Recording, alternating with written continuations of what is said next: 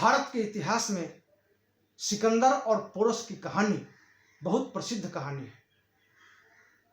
ईसा पूर्व 326 ईस्वी में खैबर दर्रे के रास्ते सिकंदर, जो यूनान का शासक था, यूनानी यमन शासक, वह खैबर दर्रे के रास्ते सबसे पहले भारत पर आक्रमण किया। उसने विश्व विजेता बनने का सपना किया था। सपना लेकर भारत की ओर चला। भारत के पश्चिमी उत्तर की सीमा पर आम्भी, जो गंधार का राजा था, आम्भी, उसने सिकंदर की अधीनता स्वीकार कर ली। सिकंदर की अधीनता स्वीकार कर ली। उसने सोचा सिकंदर एक आंधी की तरह आया है और फिर लूटपाट करके कुछ ही दिनों में वापस चला जाएगा, इसलिए उससे लोहा लेना, उसका मुकाबला करना मूर्खता है। क्यों नहीं उसकी शर्तें मान ली जाए और शांति से उसका स्वागत कर लिया जाए। उसने ऐसा ही किया। उसने भारत के स्वाभिमान पर एक कलंक का टीका लगा दिया। दोस्तों, हम आगे बढ़ते हैं और आगे बढ़ने से पहले फिर हम आपसे कहेंगे कि यदि आप चैनल पर पहली बार आए हैं तो हमारे चैनल को सब्सक्राइब जरूर करें। सब्सक्राइब जब करेंगे तो मुझे खुशी होगी और जब अच्छा लगे तो इसे लाइक भी करें।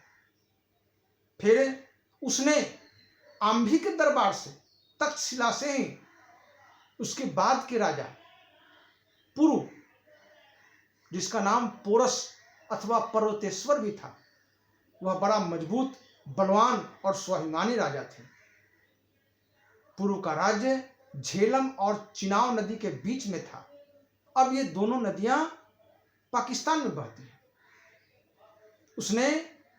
सिकंदर ने पुरु को यह संदेशा भेजा कि वह उसकी अधीनता स्वीकार कर ले, उसके राज दरबार में आकर उसके सामने नतमस्तक हो ले। पुरु को यह बातें कतई पसंद नहीं थी। उसने दूत से यह संदेशा भिजवाया। सिकंदर के दूत को यह कहा कि हमारी मुलाकात झेलम नदी के तट पर होगी, युद्ध के मैदान में। मैं युद्ध के लिए तैयार हूं। सिकंदर इन बातों से बहुत क्रोधित हुआ। वह अपनी पूरी सेना के साथ झेलम नदी के पश्चिमी तट पर आ गया। महाराज पुरु भी अपनी पूरी सेना के साथ झेलम नदी के पश्चिमी तट पर, पूर्वी तट पर, और फिर सिकंदर पश्चिमी तट पर। कहते हैं महीनों दोनों सेनाएं आमने सामने थी। झेलम के उस पार सिकंदर की सेना, झेलम के इस पार पुरु की सेना। सिकंदर का साहस नहीं हो रहा था कि वह झेलम नदी पार करे। तब उसने बड़ी धूर्तता से एक चाल चली। उसने योजना बनाई कि रात के अंधेरे में और उत्तर दिशा की ओर चला जाए। सिकंदर ने अपने 11,000 चुने हुए सैनिकों को लेकर झेलम नदी के किनारे किनारे और उत्तर की ओर बढ़ा। उत्तर की ओर बढ़ने पर उसे सुगमता से नदी पार करने का रास्ता मिल गया। वह नदी पार कर गया। पुरु ने भी अपने एक पुत्र को सिकंदर का रास्ता रोकने के लिए भेजा, लेकिन सिकंदर का बेटा, पुरु का बेटा सिकंदर का रास्ता रोकने में नाकामयाब हुआ और वीर गति को प्राप्त हो गया। इस तरह से अब सिकंदर और पुरु दोनों आमने सामने थे। कहते हैं सिकंदर की सेना में हाथी, घोड़े, रथ, पैदल। पुरु की सैन्य संगठन को देखकर सिकंदर और उसकी पत्नी आश्चर्यचकित थे। घमासान युद्ध होने लगा, खूब जबरदस्त। लेकिन ऐसा इतिहासकारों ने लिखा है कि बहुत जबरदस्त वर्षा होने लगी। रथ के पहिए कीचड़ में धंसने लगे, सैनिकों के पांव कीचड़ में धंसने लगे, हाथी चिघारने लगे, भगदड़ मच गई। महाकवि जयशंकर प्रसाद जी ने अपने नाटक चंद्रगुप्त में भी लिखा, हाथियों ने ही उद्यम मचा रखा है, रथी विरथ हो रहे थे। जबरदस्त। सिकंदर को भी एहसास हो गया कि यह मैं युद्ध हार भी सकता हूं।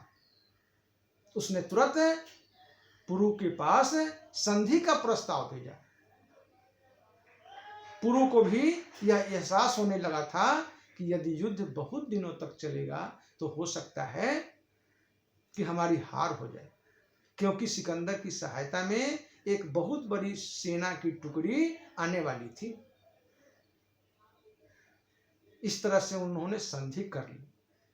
अब इतिहासकारों में मतभेद है कि पुरु की सेना जीती कि सिकंदर जीता, लेकिन समझौता हो गया। लेकिन पुरु के सैनिकों ने सिकंदर के सैनिकों को ऐसा टक्कर दिया कि बस सिकंदर की सेना आगे लड़ने से इनकार कर गई, आगे बढ़ने से इनकार कर गया और मजबूरन सिकंदर को विश्व विजेता बनने का सपना लिए हुए, अपने मन में संजोए हुए वापस यूनान लौटना पड़ गया। तो यह था भारत का गौरव और यह था भारत का गौरवशाली इतिहास। साथियों, आशा है कि आपको आज का यह वीडियो अच्छा लगा होगा। यदि अच्छा लगा होगा तो लाइक करेंगे, सब्सक्राइब करेंगे। फिर अगली वीडियो में मिलेंगे। तब तक के लिए धन्यवाद।